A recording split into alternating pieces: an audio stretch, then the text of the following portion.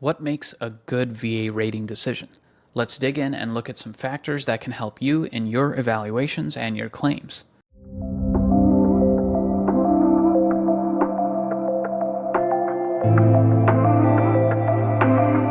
Welcome back to the channel, folks. Dr. Sharma here. I'm a board-certified psychiatrist and Air Force veteran. In this video, I wanted to go into a specific case that I worked on. Now, with the case itself, I've completely anonymized everything. There's no identifying information for the person. I still asked that individual, though, and they agreed, and I want to thank that person for allowing me to use this as an example. This is a case of someone I did an evaluation with in the past, specifically for depression secondary to tinnitus. What I want to talk about is what the VA came back with in terms of the decision, and I'm going to pull it up right here. So the highlighted part, we reviewed the evidence from the VA examiner, which indicates your mood disorder due to known physiological condition with depressive features condition. So let's take a pause right there. Mood disorder due to known physiological condition with depressive features, what is that? That is depression due to a medical condition. Okay, that's how it translates. Now remember, with this can be multiple things. In this case, it's depression secondary to tinnitus. The medical condition in question is tinnitus.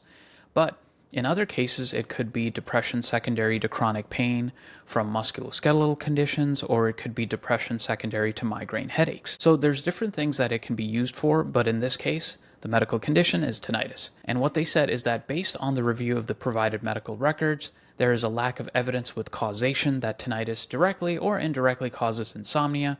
Furthermore, there is no plausible pathophysiologic mechanism discussed in the medical literature and known medical principles that would explain such a causal relationship. Now, this is what the CMP examiner wrote as the medical opinion. However, what the VA found, or the rater found, is that less weight was given to that evidence because it was not adequately supported by clinical data, like medical journal articles or medical studies with more persuasive supporting rationale. What they did say is that they assigned more weight to the evidence from the private examiner, which was me in this case, because it was more thorough and provides a more reasoned rationale, which is supported by the totality of evidence.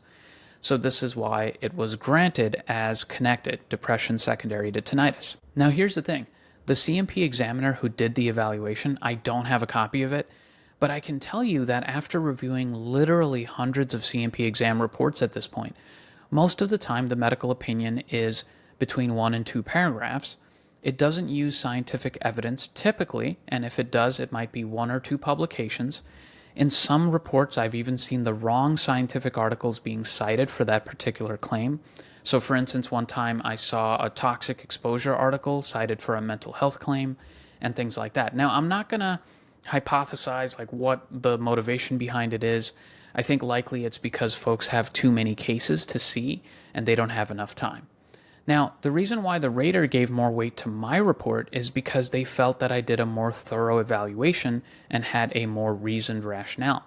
This is for a few reasons. I have a section of my report titled the Evidence Analysis section, and there I do a walkthrough of the veteran's medical records. This walkthrough is helpful for a lot of different reasons.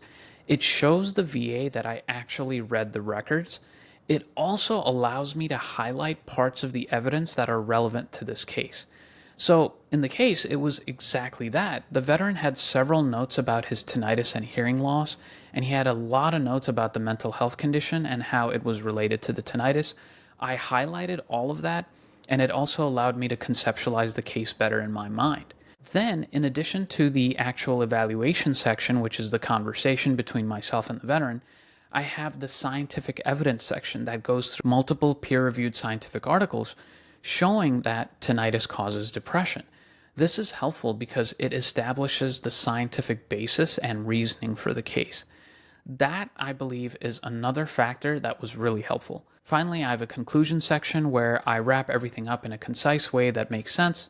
Now, I'm very appreciative of this particular rater and raters like them who make these types of decisions. The reason why is I have also seen raters make the opposite decision where even though my evaluation was significantly more in depth than the CMP examiner, they still went with the CMP examiner's opinion. When that happens, it prolongs the process. Veteran has to do a higher level review or something similar, most likely to get another set of eyes on the case to make the right decision. So it's not optimal, It doesn't happen often, but it certainly can. That's why I'm so appreciative of decisions like this.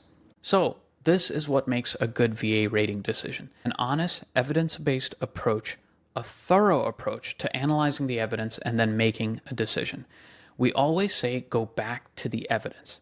If the evidence is there, then the decision is clear. That's it for today's video. I hope you guys enjoyed it. Let me know if you like these case discussions and if they're helpful. They certainly help me in learning more about how the process works and different strategies. If you found this helpful, please like the video and subscribe to my channel. It really helps and it tells me that I'm doing something right. Also, please drop a comment below if you have a request on a topic that you want me to cover. I'd be happy to do a video on it. As always, thanks for watching. Dr. Sharma signing off. See you next time.